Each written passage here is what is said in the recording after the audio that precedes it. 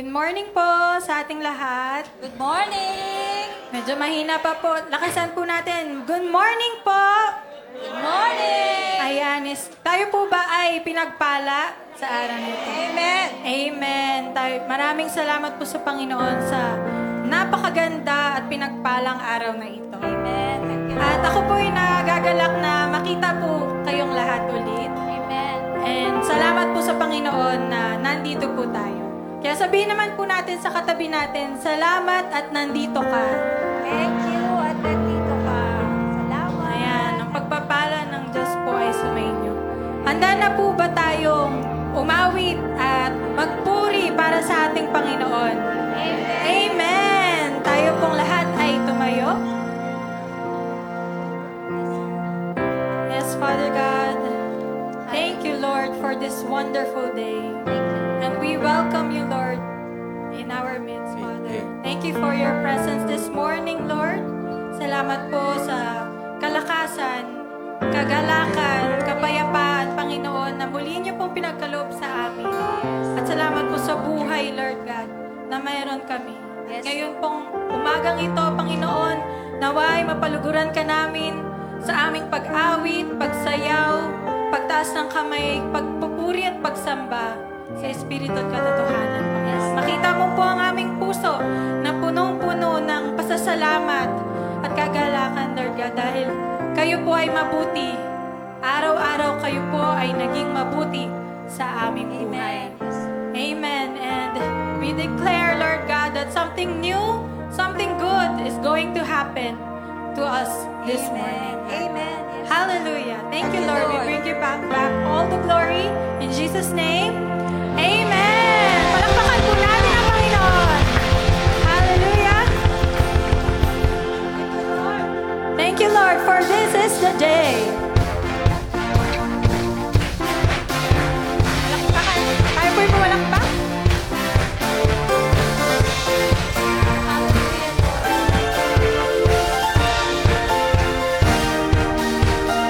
There's a light that shines with hope and grace, fills the sky with new mercy each day. We're alive.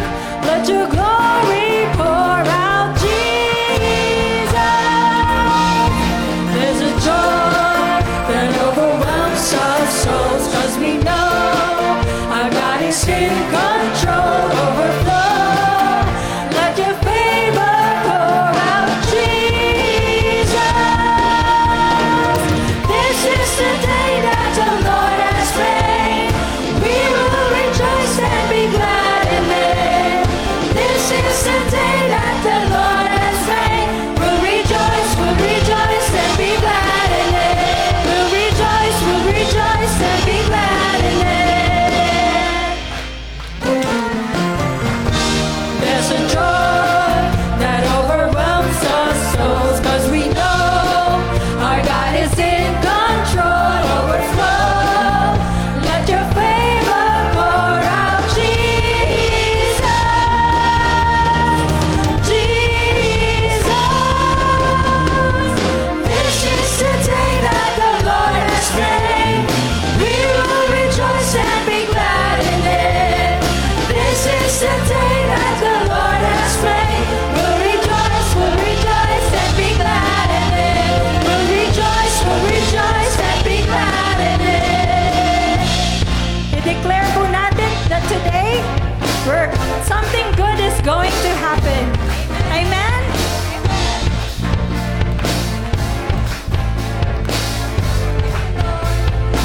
Thank you, Jesus. We're behind what happened yesterday, 'cause today there's a new thing happening. They're behind what happened yesterday, 'cause today there's a new thing happening. They're behind what happened yesterday, 'cause today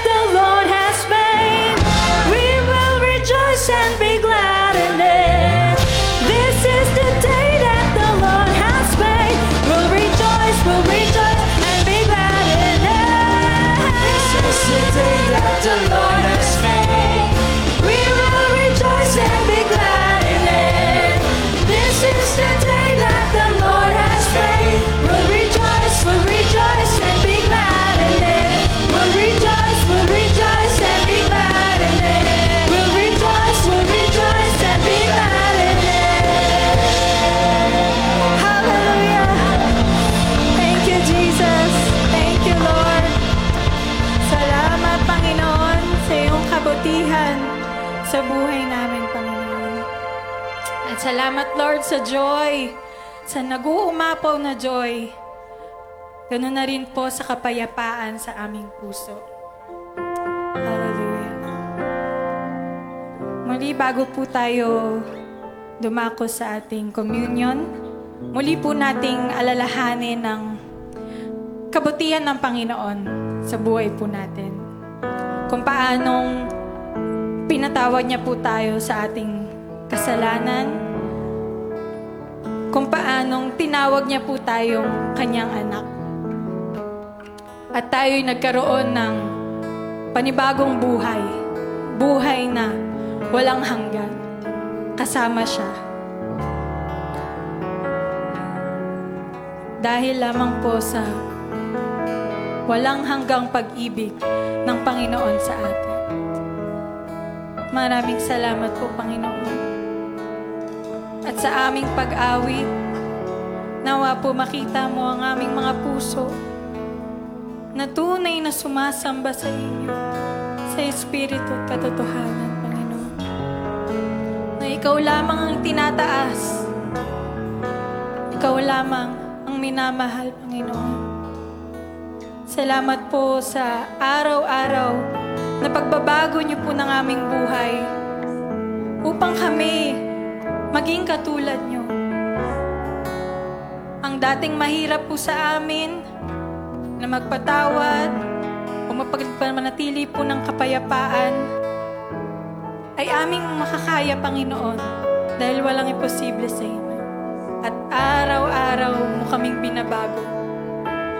Maraming salamat po sa inyong pag-ibig na nagpapabago ng buhay, Panginoon. Hallelujah.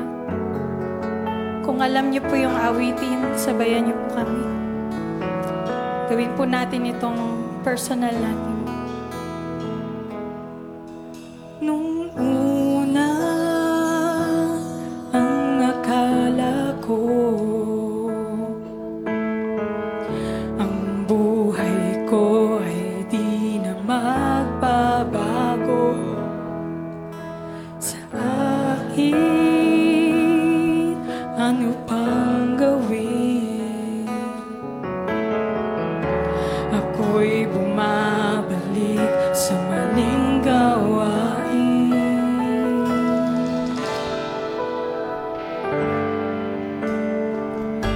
Marami na akong sinubukan, kung sino-sinong nilapitan ng halos. Ako ay sumuko na, si Jesus ay nakilala. Salamat, Panginoon.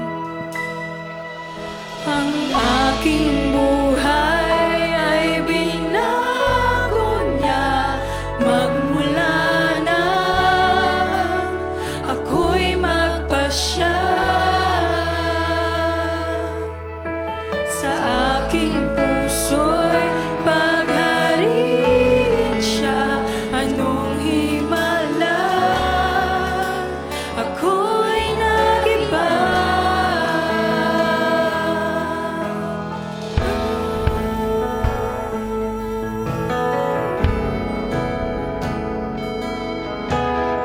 Salamat, O Diyos. Lumipas ang mga taon.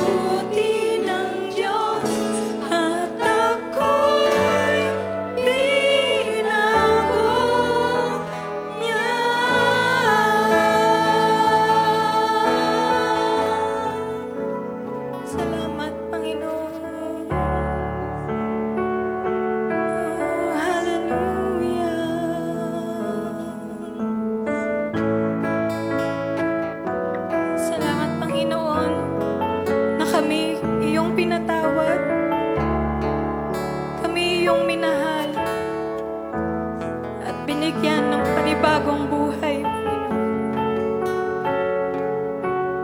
Naway sa araw-araw naming buhay ay Ikaw ang maitaas. Ikaw ang makita, Panginoon. Muli mo pong siyasatin ang aming mga puso na maging karapat-dapat, Panginoon, sa inyong harapan. Manatili po tayo sa presensya ng Panginoon.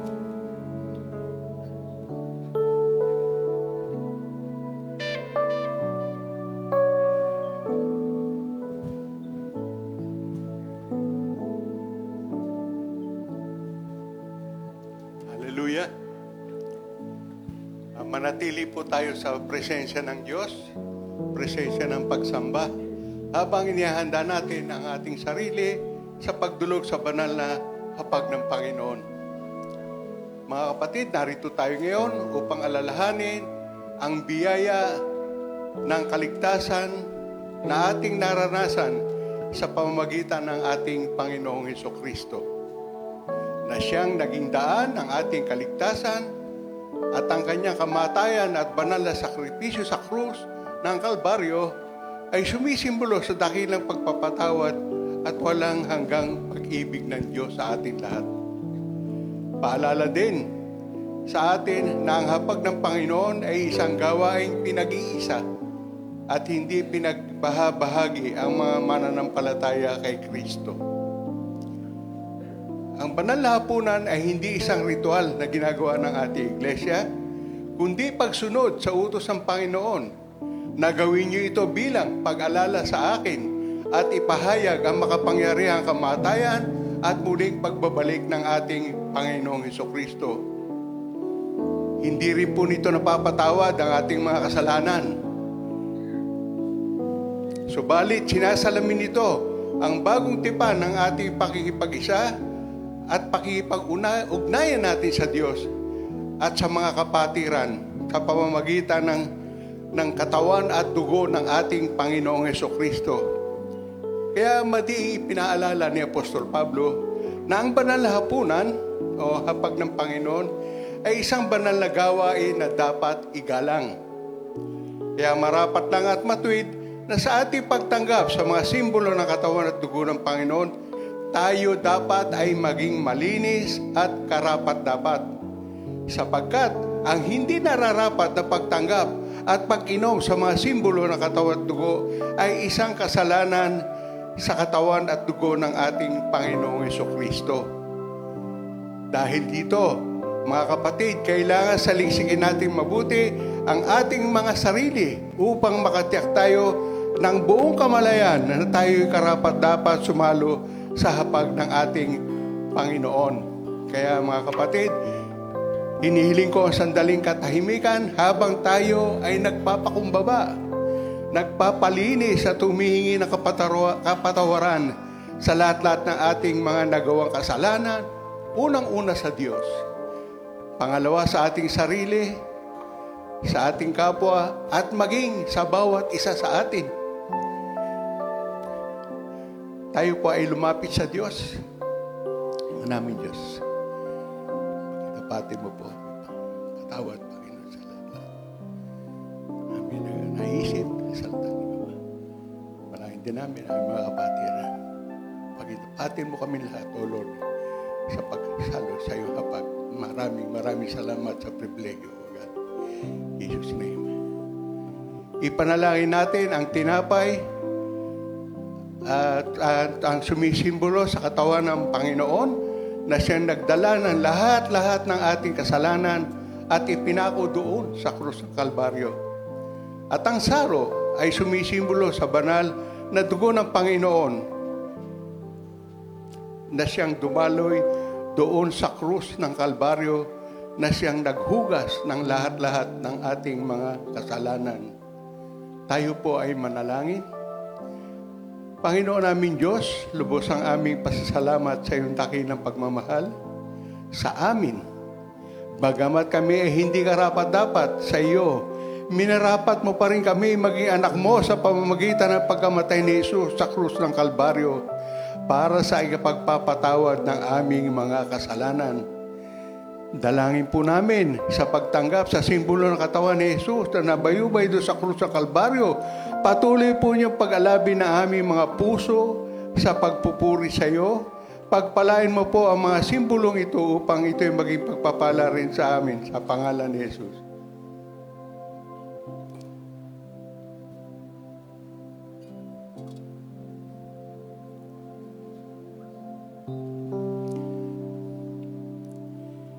Ito ang aral na tinanggap ko sa Panginoon at binibigay ko naman sa inyo. Ang Panginoong Jesus, nung gabing siya'y ipagkanulo, dumampot ng tinapay, nagpasalamat at pinagpira-piraso ito. At sinabi, ito ang aking katawan na inihahandog para sa inyo. Gawin niyo ito bilang pag-alala sa akin. Tanggapin po natin lahat ang simbolo ng katawan ng Panginoon Jesucristo.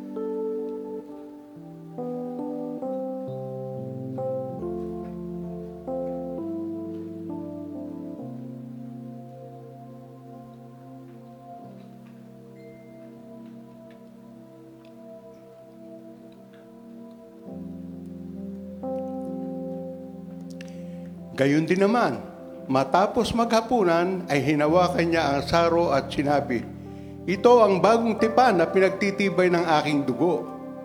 Tuwing iinumin niyo ito, gawin niyo ito bilang pag-alala sa akin, sapagkat tuwing kakain kayo ng tinapay na ito at iinom sa sarong ito, ay ipinahahayag ninyo ang kamatayan ng Panginoon hanggang sa muling pagparito niya. Tanggapin po natin lahat ang simbolo ng dugo ng ating Panginoon. Hallelujah. Hallelujah. Oh, salamat po, Amang Diyos. Ama, maraming salamat sa iyo, walang kapantay na pag-ibig at pagmamahal. Panginoong Jesus, maraming salamat sa iyong dakilang sakripisyo at pagmamahal. Ikaw ay namatay at muling nabuhay upang kami ay magkaroon ng buhay na walang hanggan. Maraming salamat sa iyong pangako na sa iyong muling pagbabalik ay pagsasama mo kami sa iyong dakong kinalalagyan at makakasalo ka namin sa iyong hapagkainan. Kaya Ama namin Diyos, kasama banal na Espiritu, tanggapin mo po ang aming pinakamataas na papuri, pagsamba, pagmamahal sa pangalan ng ating Panginoon Jesucristo. Lahat po tayo magsabi na Amen. Palakpakan natin ang Panginoon. Hallelujah. Let's continue to worship the Lord. Manatili tayo sa presensya ng Panginoon at patuloy na pasalamatan siya sa ginawa niya doon sa krus ng Kalbaryo. Mahal na mahal po tayo ng Panginoon. At kung meron man po tayong mga pinagdadaanan, wala pong mahirap sa Panginoon at walang imposible sa Kanya. Amen? Amen. Hallelujah, Lord. Hallelujah, Jesus. Thank you, Jesus. Oh, we worship you, Lord.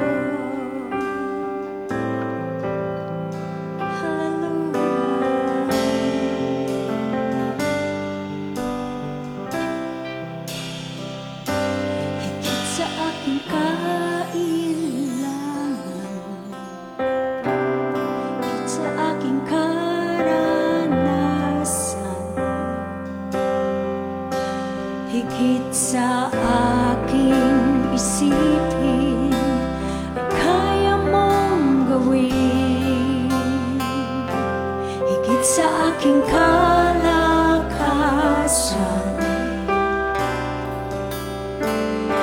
minsan ay hindi na kulang.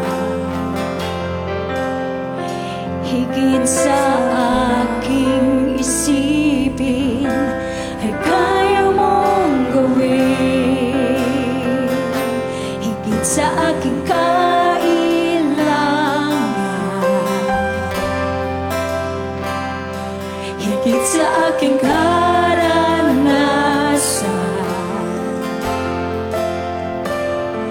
higit sa aking isipin, ay kaya mong gawin.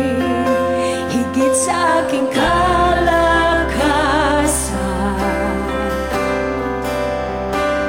di minsan ay hindi na kulang. Higit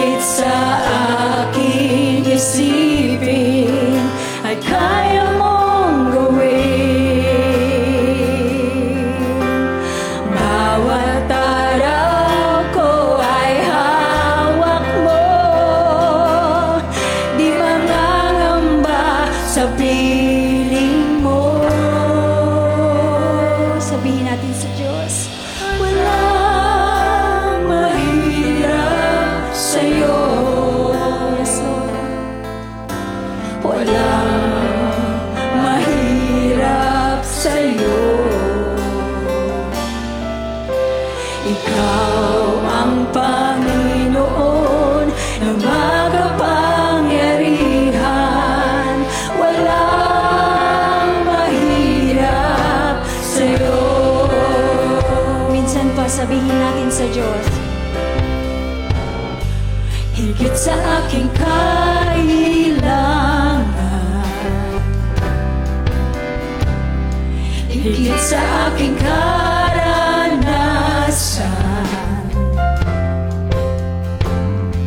higit sa aking isipin, ay kaya mong gawin.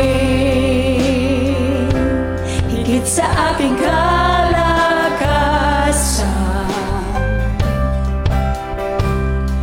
ni minsan ay hindi nagkulang. Higit sa aking isipin, ay kaya mong gawin. Bawat araw ko ay hawak mo, di mangangamba sa piling mo. Walang mahirap sa'yo. Salamat.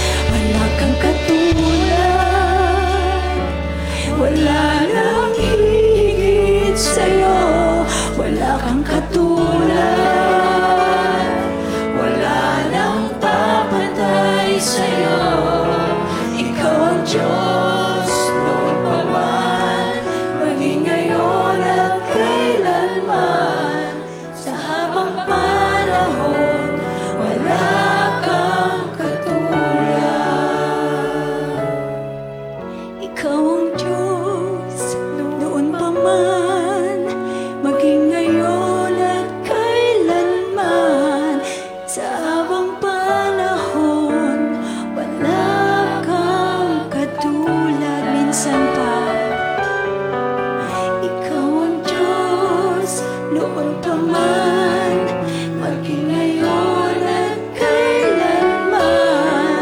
Sa habang panahon, wala kang katulad. Hallelujah. Purihin ka, O Diyos. Salamat po, Jesus, sa iyong walang hanggang pagmamahal. Iluluwalhati ka namin, O Diyos. Pinupuri ka namin, Panginoon. Sinasamba ka namin, O Diyos. Salamat po, Jesus.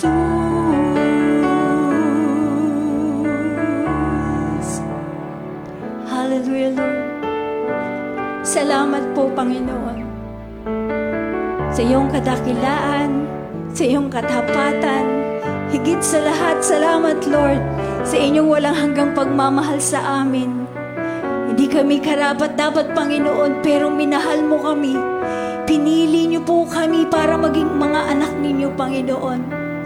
And we praise and thank you, Lord, for the privilege, Lord, of being your sons and daughters, O God, that we can call upon your name anytime, Father God.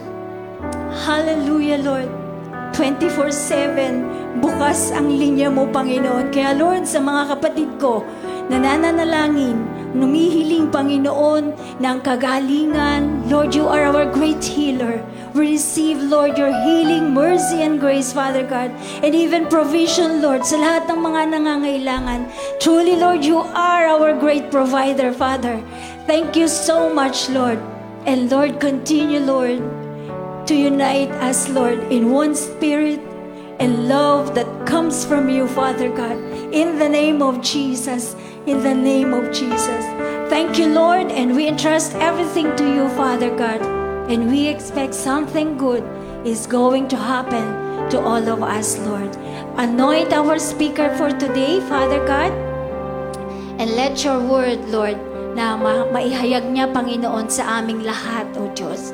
Na marinig namin ito, Panginoon, at ito hindi lamang namin basta marinig, Panginoon, kundi mabago ang aming mga buhay. Purihin ang iyong dakilang pangalan, aming Ama. Ito po ang aming samot dalangin sa pangalan ni Jesus. Lahat magsabi ng Amen and Amen. Praise God. Hallelujah. Lahat po ng pinagpalan ng Diyos, sabihin po natin, Hallelujah!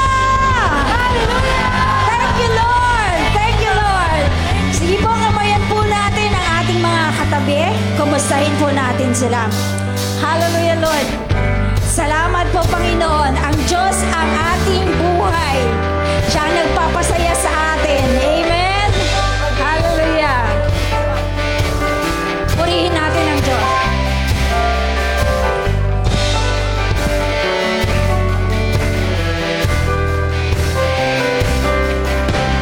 Sa bawat umagang kay ganda, simulang magpuri sa Kanya. Itaas ang kamay at tumawit na. Taas natin ang kamay sa Panginoon. Sa bawat araw na dumaraan, Panginoon, Ikaw ang dahilan sa lahat ng ligaya at bawat ngiti. Mula sa labi kong nagpupuri, mula sa labi kong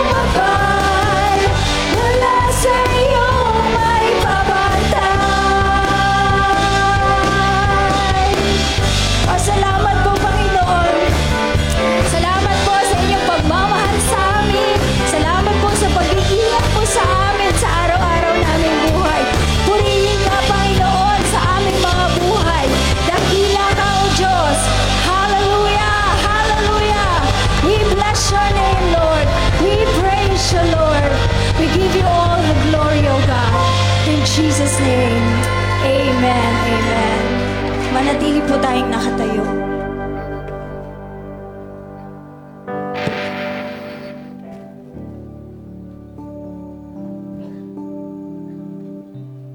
Good morning, everyone. Today's scripture reading is found in the book of Romans, chapter 12, verses 9 to 10 and 16 to 18. Let's all read the verses alternately. Love must be sincere, hate what is evil, cling to what is good.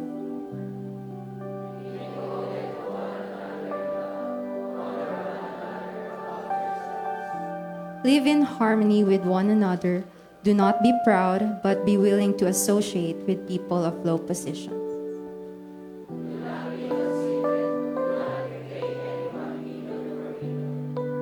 Be careful to do what is right in the eyes of everyone. Altogether, if it is possible, as far as it depends on you, live at peace with everyone. May God bless the reading of His precious word. May now be seated.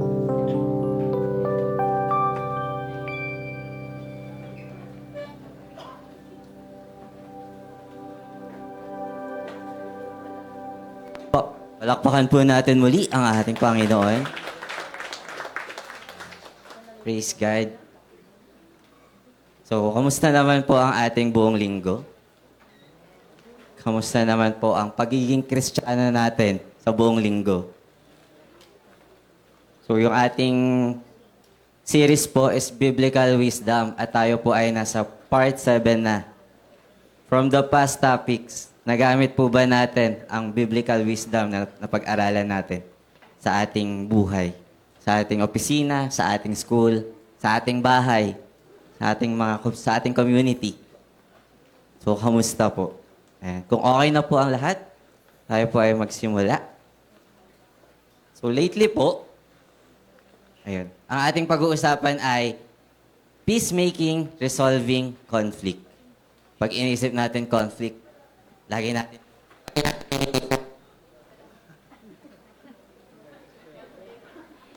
Ayan. Ayan, medyo merong conflict sa ating technical. So, pag iniisip po natin conflict, lagi natin iniisip na yung mga malalaking problema or malalaking gulo. Lately po, kung tayo ay manonood ng balita or mag-i-scroll sa social media or sa mga internet news, lagi po tayong mapapansin na halos lahat po ng balita ngayon is about sa conflict. Merong conflict sa Senado, dahil sa may tumakas.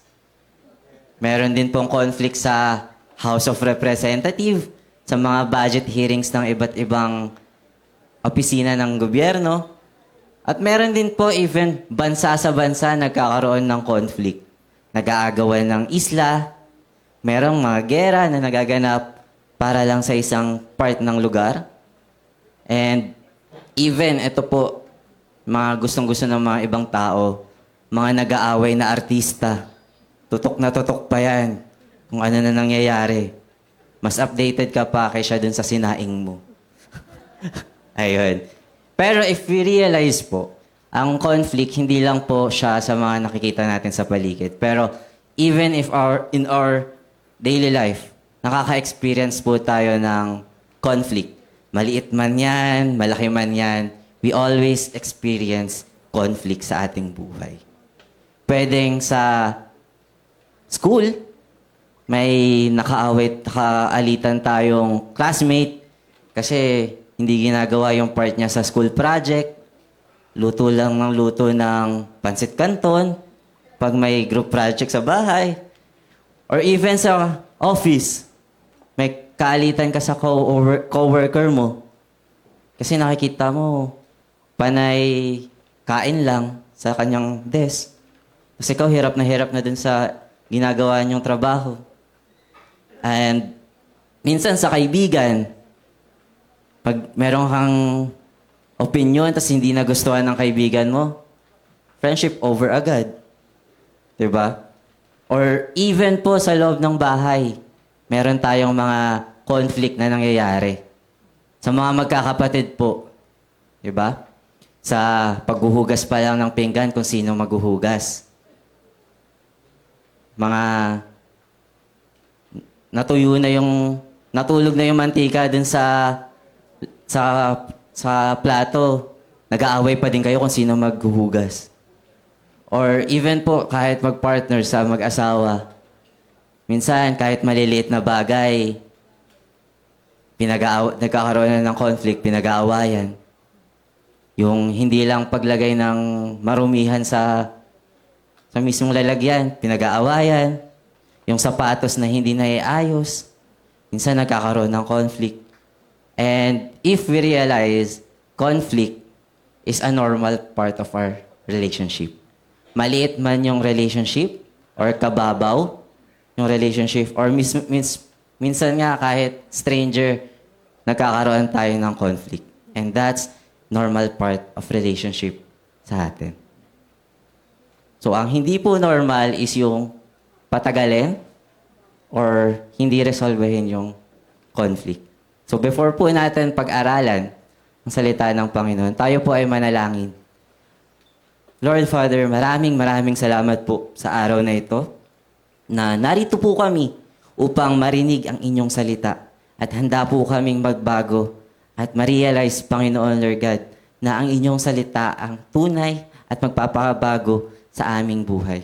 Maraming salamat po. Bigyan niyo po kami ng bukas na isipan at ng puso, Panginoon, nang gayon ay ma-realize namin na may mali din po kami sa mga bagay-bagay sa mundong ito, Panginoon. Kayo po ang gumabay sa amin. Lahat po, Lord God, ng maririnig namin ay mula sa inyo at sa inyong salita lamang, Panginoon. Maraming salamat po. Pagpalain niyo po kami sa umagang ito, Lord. In Jesus' name we pray. Amen.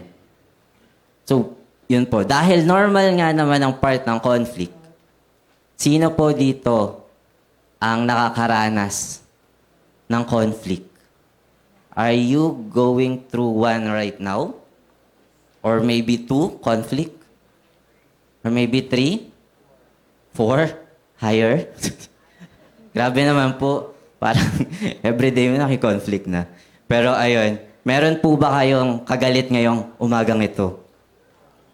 Meron po ba kayong nakaalitan this week sa opisina, sa school, sa bahay? Or meron ba kayong conflict kahapon lang? Or meron kaninang umaga sa bahay, bago magsimba, may naka-conflict kayo?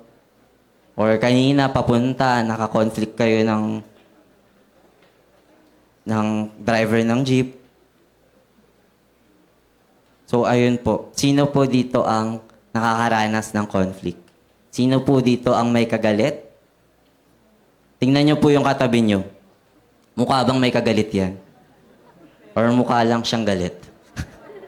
Ayan. So, well, yun po. Today, ang topic po natin is peacemaking, resolving conflict. So, hindi natin pag-uusapan kung paano natin palalakihin yung conflict nyo or conflict natin. Kung hindi, pag-uusapan natin is peacemaking, resolving conflict. So, paano ba natin masasabi na resolve na ang conflict? So, before that, when it comes to dealing po sa peace or how people approach peace, meron pong 3 different kinds of people. Una po is peace breakers. So, ano pong ibig sabihin ng peace breakers? They break peace. So, literally, they break peace. Sila po yung mga taong magkokos ng division. Sila po yung magi-start ng conflict.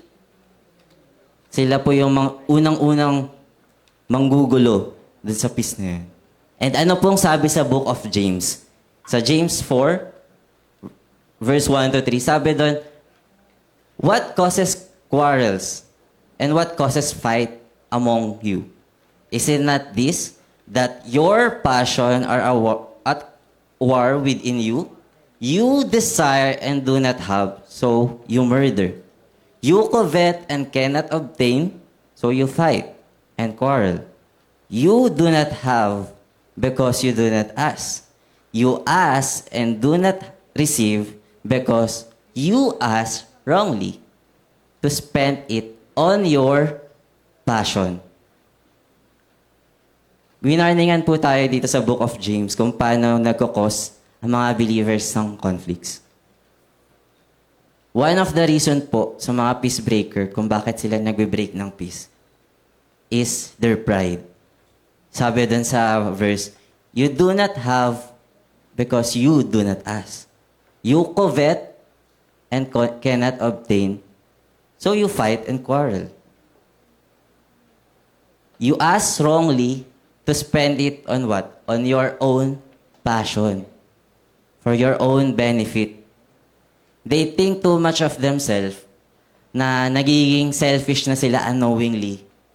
And unknowingly, or maybe knowingly, nagkukos na sila nung conflict. They feel insecure kung hindi nila makuha yung gusto nila. Parang bata na pag hindi makuha yung gusto, magtatantrums, iiyak. And if we realize, ganun din tayo mga matatanda.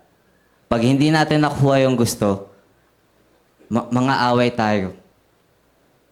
And other peace breakers are those who are unwilling to reconcile. Wala sa plano nila, wala sa salita nila na makikipag-ayos ako dito sa taong nakasakit sa akin. Or even worse, ikaw na yung nakagawa ng conflict, ikaw pa yung hindi makikipag-reconcile. Those are the peace breakers. And some of them also, yung mga taong nag-chichismis. They start gossip. They start speaking negatively sa mga tao. Gagawa ng bagong GC para pag-usapan yung tao dun sa isang GC. Or may pag-uusapan dun sa kaibigan na kaibigan nila, nasa circle lang nila. At paghihiwalayin nila yung friendships na yun. Or kahit sa trabaho, mga kapwa mo co-worker, iilan na lang kayo sa team, may sasabihin pa yung isa. Then every time na nagkakos na ng meeting or divisions, nagkakagulo. Nagkakagulo yung team or yung mismo sa opisina. And even sa bahay, nagkakaroon ng hatian. So ang tanong, are you a peace breaker? Are you one of this kind of people? Ikaw ba yung nagbe-break ng peace?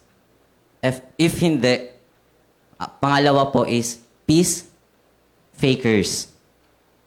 So ano naman po ang peace fakers? Sila po yung nag-fake ng peace. Ayan. Sila po yung, they choose path of least resistance. Sila yung wala na lang gagawin para lang walang gulo. Sila yung para lang walang masay, wala na akong sasabihin. Hindi na ako gagawa ng aksyon. Paplastikin ko na lang to para walang gulo. Instead na ma-resolve yung conflict, these people, ini-ignore lang nila yung conflict na yon and sinasuppress nila. For example, sa buhay natin, merong taong nakakasakit sa atin lagi. Ang kaibigan natin yun, hindi niya napapansin na nasasaktan na niya tayo paulit-ulit. And ikaw, para lang sabihin na, para wala nang gulo, para wala nang sabihin yung iba, para hindi na lumaki yung issue, hayaan ko na lang. Pero at the long run, nadadagdagan yung hatred mo dun sa taong yun kasi hindi mo inayos sa simula pa lang. So malalim na yung pinaguhugutan mo dun sa tao na yun. Kasi una pa lang sa conflict, hindi mo na inayos. Hinayaan mo na lang para lang walang gulo. Peace ba yun? Did you really resolve the conflict? Or not? The problem po sa peace faker is the harder they ignore the peace, the worse the conflict will be. Kasi hindi talaga nila dinidil yung conflict na yun. Kumbaga sa sugat, maliit lang yan eh. Or salamat, maliit lang yan eh. Eventually, mababasag at mababasag na dahil din sa maliit na lamat na yun. Dahil in-ignore mo, mas naging worse yung conflict. And that, peace faker. So, are you a peace faker? Are you a peace breaker? Or are you a peace faker? And lastly, is peacemakers. Again, from the word itself, they make peace. Ito po yung mga tao na talagang pinipilit nilang maresolba yung conflict. Talagang hinahanap nila yung pinaka peaceful solution para dun sa conflict na yun. At ano pong sabi ng Bible regarding sa ating peacemakers? Sabi po sa Matthew 5:9, "Blessed are the peacemakers, for they will be called children of God." They will be called children of God because children of God are those peacemaker. Because God Himself is a peacemaker. Because God made a way para ma-reconcile tayo sa Kanya. Sa dami-dami nating conflict or kasalanan sa Panginoon, He is still a peacemaker at ginawa niya lang yun para maligtas tayo. Para maayos, magkaroon ng peace sa atin. Para ma-reconcile, para magkaroon ulit ng connection between the Lord. He is a peacemaker first. Kaya yung children of God is also a peacemaker. So saan ka sa tatlong nabanggit? Are you a peace breaker? Are you a peace faker? Or are you a peacemaker? Tanungin mo yung katabi mo. Ano ka dun? Ayan. So again, an immature person wants proper restitution. What does it mean? Proper restitution, gusto niya ng justice. Gusto niya ng kung anong nangyari sa akin, dapat equally na ganun mangyari sa'yo. Remember yung topic natin before sa series, yung revenge? We want justice. We tend to the person na nakasakit sa atin, na maramdaman niya yung sakit na naramdaman natin. At mas higit pa usually yung gusto natin. Pero, ang proper restitution, although nakamit mo na yung justice, do you think you have this peaceful dun sa taong nakasakit sa atin? Natanggap mo yung justice, pero hindi ka okay sa taong yun. Pero, a mature believer seeks a peaceful resolution. They seek peace. They may get the justice, but they also want the peace with the person na nakasakit sa kanya.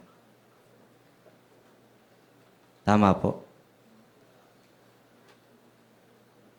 If we get the justice, yung proper restitution sa taong nakagalit sa atin, and we don't have that peaceful resolution, anong mangyayari? Magagantihan lang yan ng paulit-ulit. Kasi walang peaceful resolution between the two. So that's the difference between the immature and the mature believer. Because if we seek peace, ang sabi po sa James 3:18, "And the seed whose fruit is righteousness is sown in peace by those who make peace." If we want the fruit of the righteousness, magtanim tayo ng peace sa ating character, sa ating buhay. So, whenever we encounter conflict, we must handle it how our God will handle it. And that's seeking peace. We are making peace. We're not faking the peace. We are not breaking the peace. But we will make a peace on handling on our conflict. So how should we handle a relationship conflict? Paano po? Una, try to delay your reaction. Try to delay your reaction. When we delay our response, we de-escalate a tense situation. Pag dinelay natin yung reaction natin sa conflict na yon, magkakaroon tayo ng time para pag-isipan at intindihin kung ano nga bang nangyayari, kung bakit nga ba nagkakaroon ng conflict. And your initial reaction, ang pinakaunang reaction mo na magagawin, ang magdedetermine kung lalaki ba or magiging maayos ang conflict. So, if your initial reaction is bad or worse, mas lalong gugulo ang conflict. Mas lalong lalaki ang conflict. So, your reaction matters. Because sabi po sa Proverbs 12:16, basahin natin, a fool is quick-tempered, but a wise person stays calm when insulted. And ano rin pong sabi sa Ecclesiastes 7:9, do not be quickly provoked in your spirit, for anger resides in the lap of who? Fools. Kung titignan po natin yung dalawang verse na to, sino daw yung quick-tempered? Sino daw yung quickly provoke? Those are the foolish. Because foolish tends to react quickly without thinking.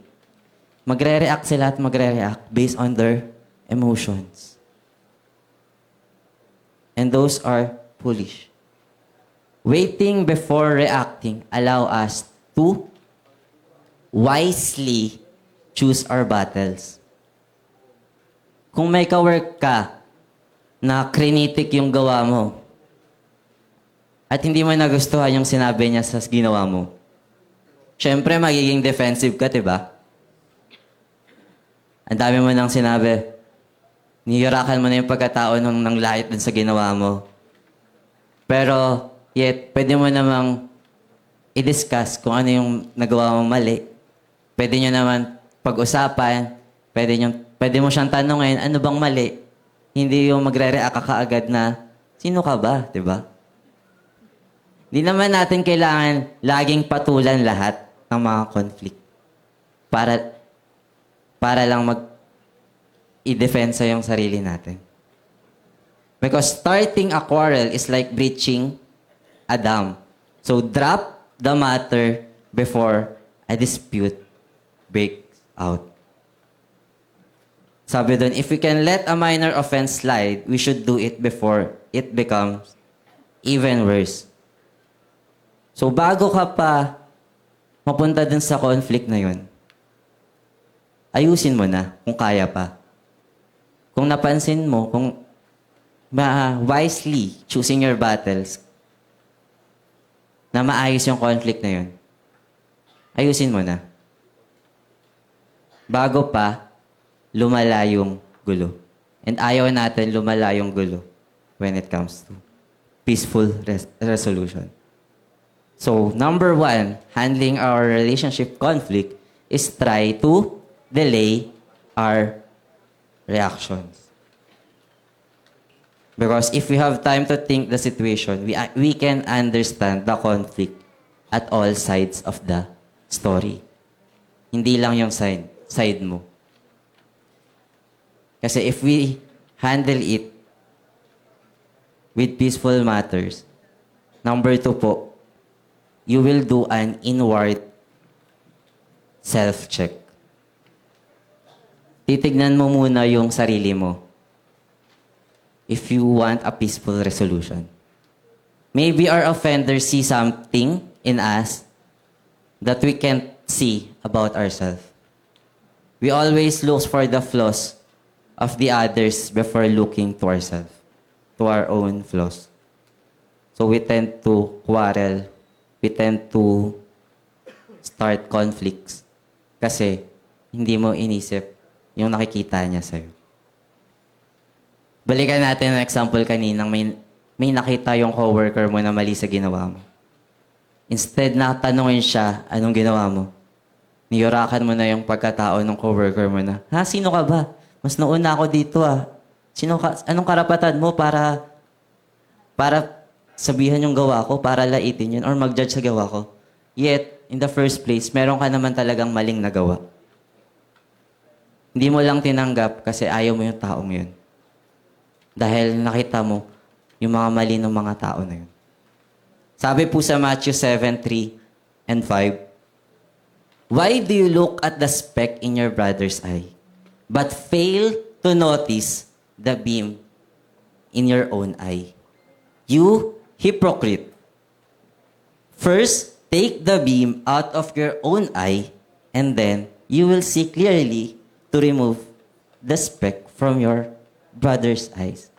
Bago mo laitin or bago mo tignan yung pagkakamali ng iba, tignan mo muna, baka ikaw ay may mali din. And anong sabi sa Matthew?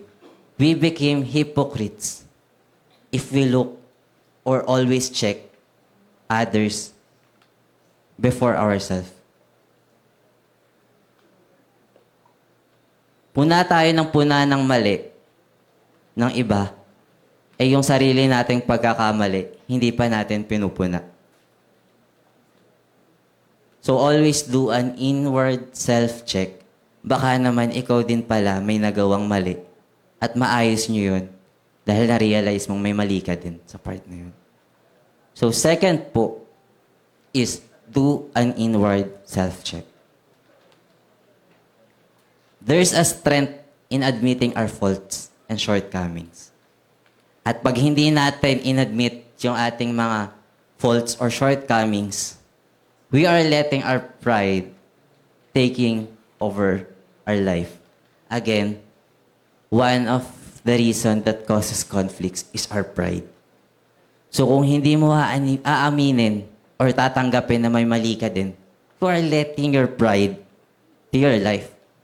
And our pride will make it worse. So, do we always turn away from our offenders? Or do we learn from them? Pag may nag-start ba ng conflict, titignan ba natin agad yung ibang tao or yung nagawa natin? So, let's always check first ourselves. Third, avoid spreading conflict. Ito po ang pinaka-danger pag merong conflict. Nagagawa ng isang tao. Meron pong proper biblical process for resolving conflict and correcting others. At yun po yung Matthew 18:15-16. Sabi po doon, if your brothers or sisters sins, go and point out their fault. Just between the two of you. If they listen to you, you have won them over. Pag inuna mo, nasa inyo muna, pag-usapan yung conflicts, kayo munang dalawa dahil kayong dalawa yung involved dun sa problema na yun. Pag-usapan nyo muna, baka pwede naman palang maayos na. Instead na pupunta ka sa ibang tao para sabihin yung conflict. Unahin mo muna yung taong nakasakit sa'yo o yung taong nasaktan mo. 2, fix the conflict. Pero kung hindi naayos, anong sabi sa katuloy na verse? But if they will not listen, take 1 or 2 others along, so that every matter may be established by the testimony of 2 or 3 witnesses. And if hindi talaga na-resolve, pag-uusap yung dalawa, doon lang kayo hihingi ng tulong sa iba para pag-usapan lahat. Hindi yung side mo lang, hindi yung side niya lang, kung hindi lahat ng side. Pero, sino po ba ang others na tinutukoy dito? Yung pwede mong hatakin para maging maayos yung conflict nyo. Sino yung pwedeng mamagitan sa inyong dalawa? Pag meron pong ang mga bansa, like yung ngayon po na nangyayari, Russia and Ukraine, they are having a peace talk.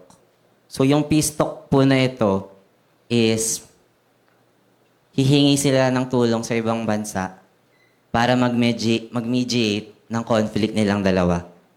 Sila po yung pipili. They will seek help for other countries, for those potential conflicts. At pag meron na silang nakita na qualified, yung qualified like neutral itong bansang ito na pwedeng mamagitan sa atin, may credibility magitan sa atin, may experience na mamagitan sa atin, at mga iba pang criteria, yun yung pwedeng mag-mediate dun sa dalawang bansa na yun. So they can have a peace talk.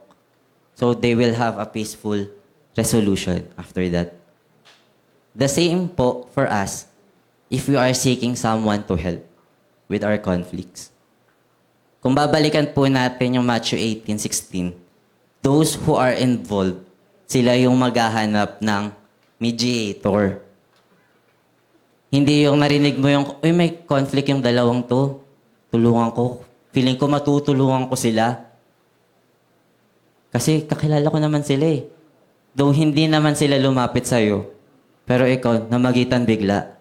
And mas lalo lang lumaki yung conflict. So, it's like, pupunta ka ng Russia at Ukraine, feeling mo kaya mong pag-ayusin yung dalawang bansa. Pero hindi pala. At yung nahanap nilang mediator, sila yung magre-resolve ng conflict na to. Yung nahanap po nila, ang goal is to resolve it. Hindi yung palakihin yung conflict.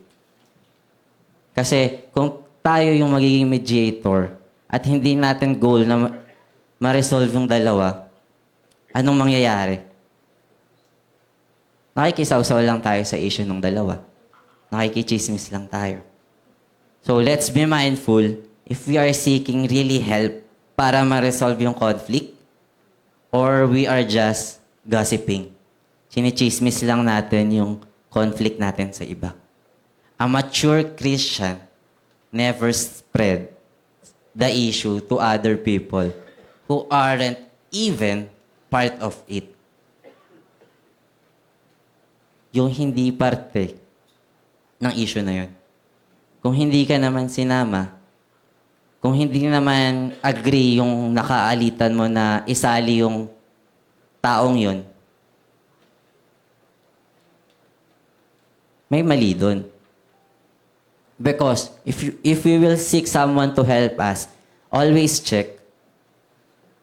Pag nag-seek ba ako ng tulong dito sa taong to, alam nung kabilang party, nung nakaalitan ko na malalaman niya yung issue sa amin. Or will we tell all the sides of the story or baka yung side mo lang yung sasabihin mo dun sa tao na yun?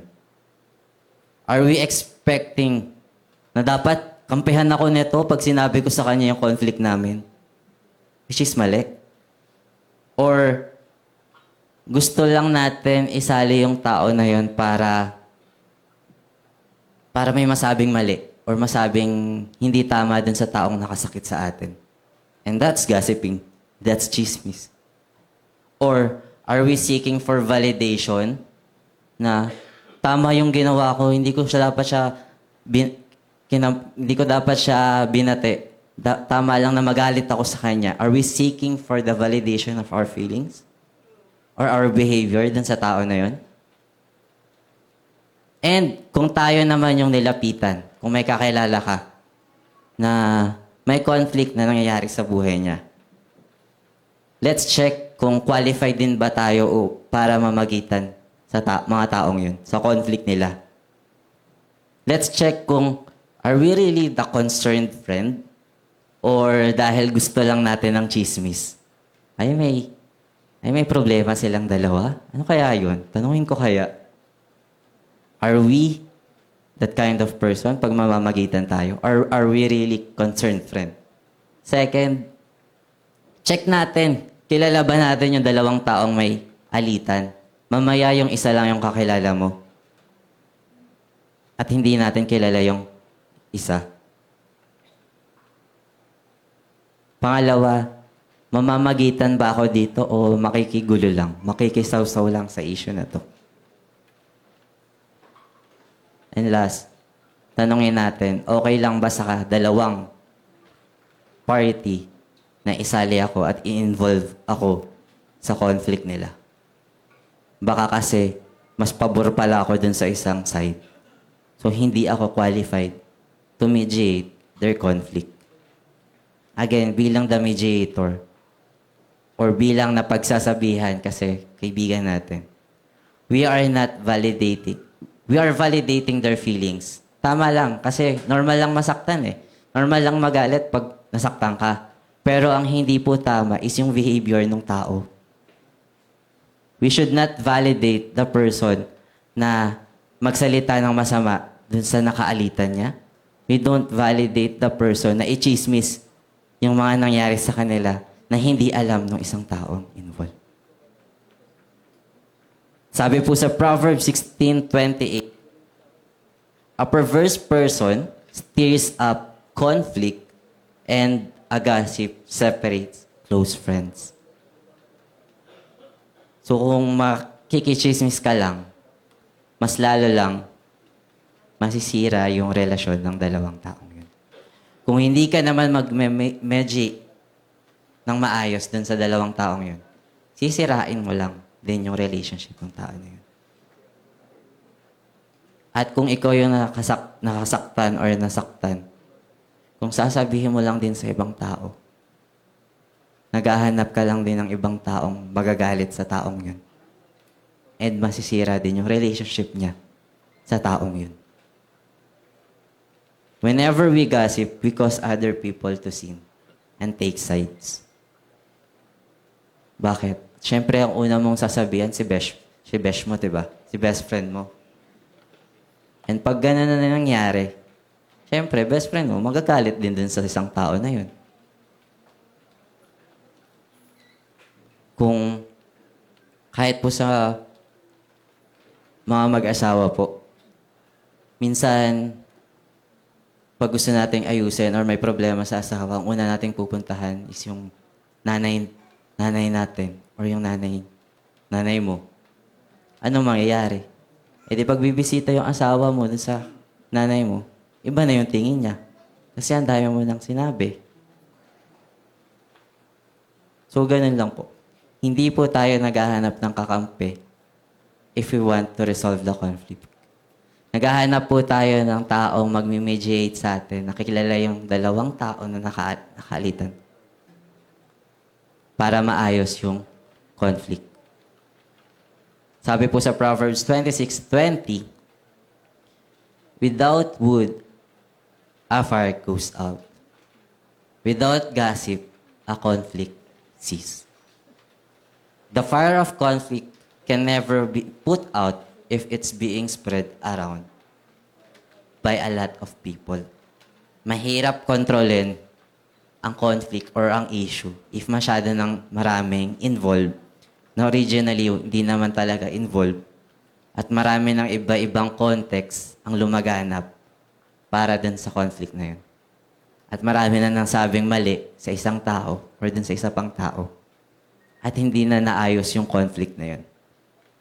Again, habang naglalagay tayo ng maraming panggatong, mas lumalaki yung apoy. Mas hindi napapatay yung apoy.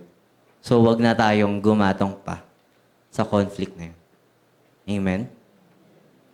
Again, una po, kung paano natin i-handle ang relationship, try to delay our response. Pangalawa is do an inward self-check. Pangatlo, avoid spreading conflict. Huwag ka nang chumismis pa. Tigil mo na yung pagiging marites mo. And lastly, we should promote peace and forgiveness. Again, as a children of God, we always seek for peace because we are also called a peacemaker. And also as a Christian, we should possess a forgiving heart. If we don't release our offenders, we will soon begin to resemble like them. Magiging katulad lang natin kung hindi natin ipopromote ang peace. Kung hindi natin papakawalan yung galit, hindi natin ilalet go yung grudges dun sa tao na yun, nagiging katulad lang din tayo nung taong nakaalitan natin. At nagiging katulad lang din tayo ng mundo. If we will be like them, how are we going to be different to the pattern of the world if we don't pursue peace and forgiveness? Our goal is to remind our minds and to be a Christian, to be a Christ-like character. So kung wala tayong forgiving heart at we don't seek peace, are we really a Christian? Sabi po sa Ephesians 4:31 to 32, basahin po natin. Get rid bitterness, rage, anger, harsh words, and slander, as well as all types of evil behavior. Instead, be kind to each other, tender-hearted, forgiving one another, just as God, through Christ, has forgiven you. When you forgive, it means you are letting go the grudges, yung galit mo, yung hatred mo, dun sa taong nakasakit sa'yo. Forgiving one another means forgiveness benefits not just dun sa napatawad, but also dun sa nagpapatawad. Bakit? Kasi if you forgive, it will lead to healing yourself and your inner peace as well. It is simply an attitude we must gain. It's also a process we must go through to become like Christ. It may be difficult na magkaroon ng forgiving heart. Kasi mahirap talaga magpatawad eh. It may be difficult and uncomfortable para dun sa taong nakasakit sa atin. But it's always a process. It is not something na automatically learn. Kinabukasan, mabilis ka na magpatawad. But we always develop our character of forgiveness every time na may taong nakakasakit sa atin. It's always a process. And if we have a forgiving heart, it will lead us to peace as well, to a peaceful resolution. Because you forgive, you let go all the grudges to that person, and you make peace. So sabi po sa Romans 12:18, sabi po, if it is possible, as far as it depends on you, live at peace with everyone. Peace is always possible if you know how to forgive. Do we know how to forgive? A result of true resolved conflict is in your heart. You know na you are living at peace. Na wala ka nang iniisip na grudge, na hatred dun sa taong nakasakit sa'yo. You may not have the same relationship dun sa taong nakasakit sa'yo. Kasi hindi naman siya, porket napatawad mo, kailangan best friends ulit kayo. But it's a process. Ang mahalaga, you have forgive that person, you wanted peace, and you are willing and open to build that relationship again. Di man agad-agad na mabibuild yung relationship, pero there's a progress. It will be a progress para maramdaman mo ulit yung pagmamahal dun sa tao na yun. Kahit simpleng hi, simpleng ngiti lang, hi, hello, dun sa taong nakasakit sa atin. Ang mahalaga, you have that peace at your heart. You already make peace to that person. Sa totoo lang po, masarap matulog pag wala tayong kagalit. Walang conflict tayong iniisip. Mas masarap pong tulog kung meron tayong peace at heart. Kaya, if right now, you have that unresolved conflict in your life, let's pray for it and let God rule over in your heart. So we can handle these conflicts with peaceful resolution and a forgiving heart. Kanina, sa umpisa, tinanong ko kayo, may kagalit ka ba ngayon? May nakaalitan ka ba this week? May kaaway ka ba? or may nakaalitan ka kahapon or kaninang umaga at hindi pa to resolve. If na-resolve mo na, isipin natin, if naisip natin na resolve na, tingnan natin, did we make peace or did we just fake the peace with that person? If hindi pa, now that you have heard the word of God of how you handle the relationship conflict, what will you do to be a peacemaker who promote peace and forgiveness? Tumayo po tayong lahat. I pray na we really choose peace every time we encounter conflicts. Remember, nung nag-partake tayo ng communion kanina, that when we realize or we remember that God gave His one and only begotten Son to reconcile with us, to have peace with us. And He did it by forgiving us as well. Bakit hindi natin gawin din yon if we have conflicts in our life? If we want to have that forgiving heart, let's take a look what God has done for us. Ilang beses nagkasala yung Israel sa Panginoon. Pero ilang beses din pinatawad ng Panginoon. Kasi He loves them. Napaka-sahol ng ginawa ng mga taos kay Jesus bago siya ipako at nung pinako siya sa krus. But what that the Lord says on that cross? Forgive them. So sino tayo para hindi magpatawad? Sino tayo para panatilihing galit sa taong nakasakit sa atin? We are Christians. We are called children of God.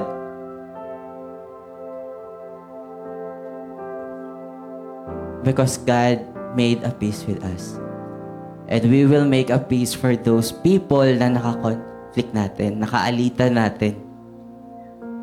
Kasi ang Diyos ang una nagpatawad. Tayo po ay manalangin. Maraming salamat po, Panginoon, sa araw na ito na narinig namin ang inyong salita. Maraming salamat po na naliwanagan kami na ang conflict ay normal lang po sa parte ng aming buhay. Pero hindi po to normal if we don't promote peace and forgiveness sa mga taong nakaalitan namin, sa mga taong nasaktan namin, Panginoon Lord. Lord, natuto kami, Panginoon, kung paano i-handle ang conflict ayon sa inyong salita. Kung meron man po kaming nasaktan or taong nakasakit sa amin, Lord, we will forgive with all our hearts, Panginoon. Because Ikaw ang unang nagpatawad sa aming buhay. At wala po kaming karapatan para hindi magpatawad sa mga taong nasaktan namin, Panginoon Lord. Because we will seek peace. We will be the peacemaker in this world, Panginoon Lord God. So that the world sees You, Panginoon, sa buhay namin. At makita nila na ang aming Diyos ay Diyos na mapayapa, nagbibigay ng payapa sa puso at isipan sa mga relasyon ng bawat isa, Panginoon. Maraming salamat po sa salitang ibinahagi niyo po sa amin, Panginoon. Gabayan niyo po ang bawat isa sa kanilang linggo na kayo po ang magbigay sa kanila ng kapayapaan sa puso at isipan sa kanilang makakasalamuha, Panginoon. Ganon din sa mga taong nakasakit sa kanila, Panginoon. Now that they know how to handle these conflicts. And that's how to promote peace and forgiveness. But it will always be possible with You, Panginoon. Tulungan Niyo po kami, Panginoon, upang magkaroon ng peaceful resolution and forgiving heart sa aming buhay. Maraming salamat po, Lord God. Tinataas po namin ang aming buhay sa iyo lamang at sa inyong kaharian, Panginoon, Lord God. We love You, Lord. In Jesus' name we pray. Amen. Palakpakan po natin ang Panginoon.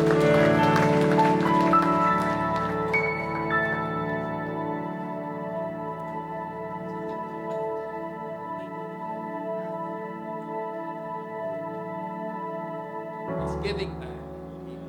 Amen, amen. So, konting ano lang po. Last day po, medyo maganda po yung mensahe. Sa akin po personally, mas lumalim siya. Isang araw lang po sa misis ko, nanahimik lang ako doon sa conflict namin. Pero nung natutunan ko to, sabi ko may mas malalim pa palang level or mas maganda pa palang level. Yung pagkakaroon po pala ng peacemaking.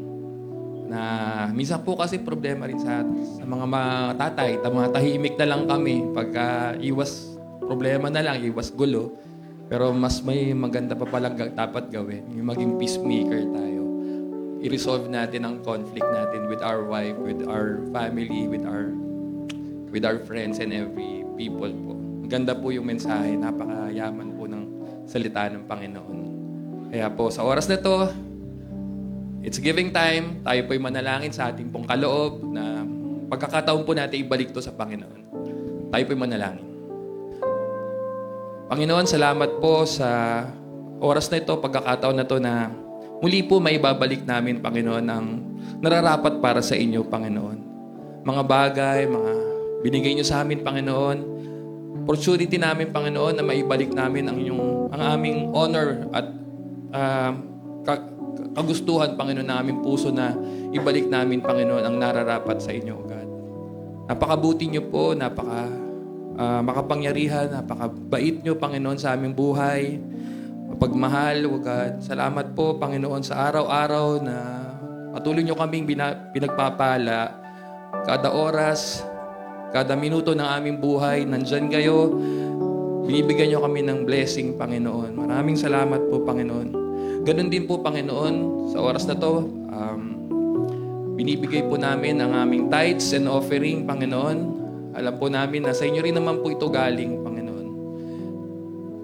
Hawakan niyo po ito at alam po namin na gagamitin niyo rin po ito sa inyong kaharian, sa church na to, God, para mas mapalaganap, Panginoon, ang inyong salita at marami pa po tayong ma-reach na mga nangangailangan po na tao, Panginoon, sa kanilang buhay, O God. Tulungan niyo po kami na mas lalo pong ma-bless, Panginoon, ng ibang tao. O God, ganun din po sa mga oras na to, Panginoon, ng mga nangangailangan na wala pong trabaho, wala pa pong pinagkakakitaan. Baka niyo po ang kanilang kamay, kanilang buhay, ang kanilang pisikal na pangangatawan upang sa tamang oras, sa tamang panahon, sila po yung magkatrabaho at ganun din po, makatulong na rin, Panginoon, sa kanilang pamilya, sa kanilang mga mahal sa buhay. Tinataas po namin ang ipagkakaloob namin sa inyo. Pagpalain niyo po ito at malugod po kayo sa aming gagawin, Panginoon. Tinataas po namin kayo, ang inyong pangalan, ang inyong mga banal na salita, Panginoon, sa buhay namin. Muli po, salamat sa mensahe. Napakagandang mensahe, mayaman, Panginoon, at muli po nagbigay sa amin ng karunungan, kaalaman. Tulungan niyo po kaming may apply ito sa araw-araw ng aming buhay. Tulungan niyo po kami, Panginoon. Bigyan niyo po kami ng reminders, guidelines, instructions, Panginoon, sa araw-araw na meron kaming conflict sa bawat tao na aming haharapin, Panginoon. Napakabuti niyo, Panginoon. Binabalik po namin ang lahat sa inyo. Pasasalamat, papuri. Sa inyo lamang po, Panginoon. Sa tanging pangalan ni Jesus. Lahat pa yung nagsabi ng Amen.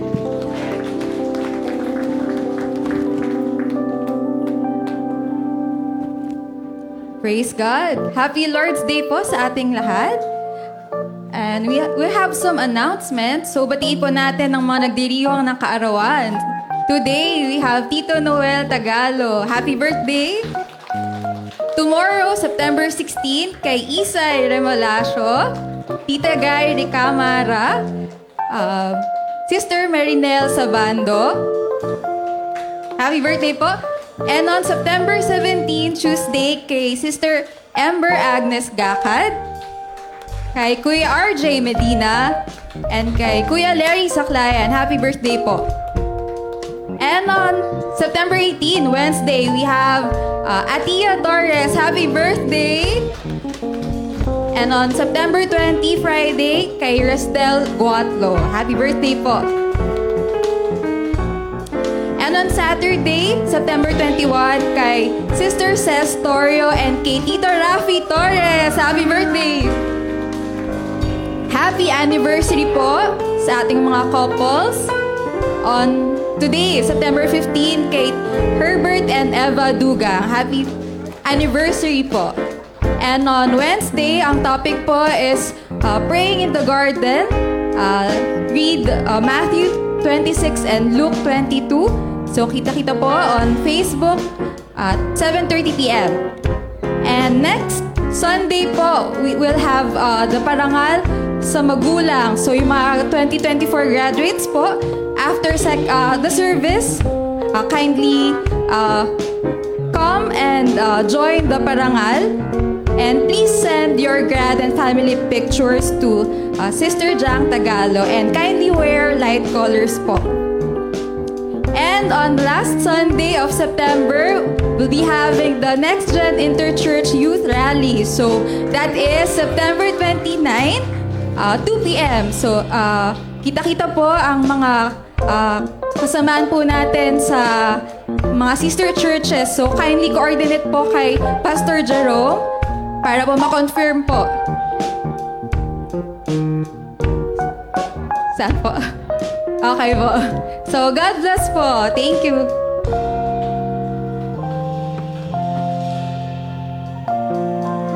Praise God. Tayo po ito po yung lahat para sa ating benediction song. Lahat po, kung sino man po may mga pangangailangan, may panalangin, itaas po natin ang ating kamay sa Panginoon dahil wala pong imposible sa Panginoon at walang mahirap para sa Kanya. Amen. Hallelujah, Lord. We worship you, Lord. We bless your name. Hallelujah. Walang imposible sa'yo. Walang imposible sa'yo. Ikaw ang Panginoon na makapangyarihan. Walang imposible sa'yo. Walang mahirap sa'yo. Walang mahirap sa'yo. Ikaw ang Panginoon na makapangyarihan. Walang mahirap sa'yo. Walang imposible. Walang imposible sa'yo. Walang imposible sa'yo. Ikaw ang Panginoon na makapangyarihan. Walang imposible. Walang imposible. Walang imposible sa'yo.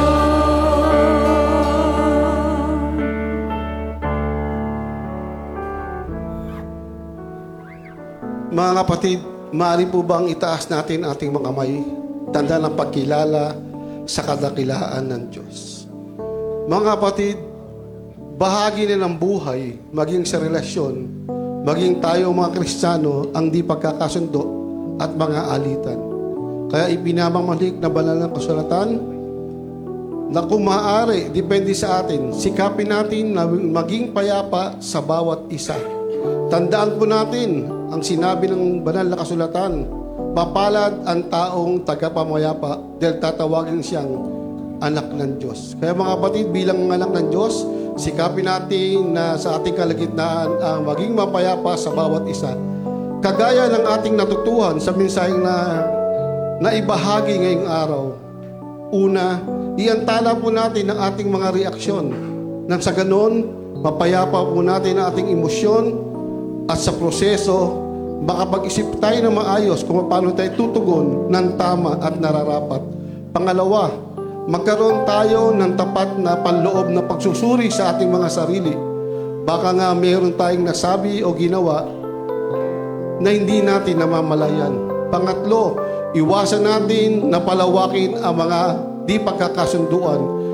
Huwag na po tayong humikayat ng iba upang pumanig sa atin.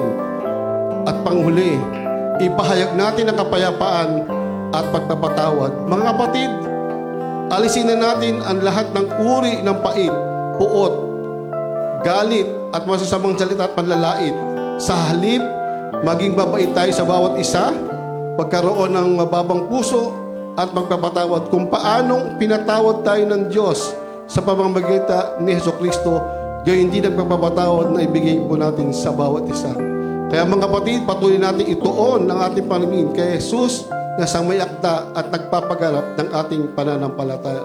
Nawa, masumbungan tayo ng Diyos na walang kapintasan ng ating buong katauhan, ang ating kaluluwa at ang ating isipan, dahil tapat ang tumawag sa atin na lahat ng mabubuting bagay na kanyang pinagsimulan ay kanyang lulubusin hanggang sa kanyang pagbabalik. Mga kapatid, patuloy natin gawin ating mandato, ipahayag ang mabuting balita ng kaligtasan na kay Jesus ay may kapatawaran, may pagbabago, may kalayaan, at may buhay na walang hanggan. Pumasa inyo ang mayamang biyaya ng Diyos, kalaki pa kanyang pag-ibig, kapayapaan at pag-iingat, maging ang kanyang presensya na sa ganoon, sa lahat ng dako na kayo pupunta, maging pagpapala kayo sa iba. Sa ngalan ng Ama, ng Anak, at ng Banal na Espiritu Santo, lahat ay magsabi ng Amen.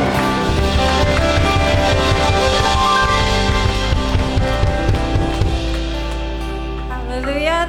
Thank you, Lord. Samahan niyo pong muli kami sa pag-awit.